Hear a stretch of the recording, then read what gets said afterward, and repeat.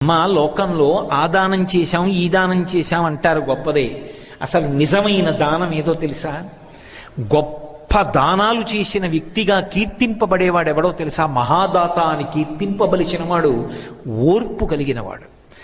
తాను కోపాన్ని పొందడానికి కావలసిన శక్తి ఉన్నవాడయ్యుండి అవతల వారిని ఇబ్బంది తన శాపము చేత పెట్టగలిగిన వాడయ్యుండి కూడా అలా చెయ్యకుండా నిగ్రహించుకుని ఓర్పుతో పావు కుబుసాన్ని విడిచిపెట్టినట్టు కోపాన్ని విడిచిపెట్టి నిలబడిన వాడున్నాడే, వాడమ్మా దాత.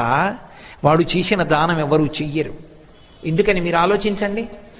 వాయువుని వీళ్ళు కానీ శపించారనుకోండి, నువ్వు అంతటా వ్యాపించావని కదా నీకు గర్వం, అందుకు కదా మాతో ఇలా మాట్లాడి ప్రవర్తించావు, నీకు వ్యాపకత్వము లేకుండుగాక అనొక మాట అన్నారనుకోండి. ఆ వాయువు చిత్రం ఏమిటంటే అశరీర శరీరేషు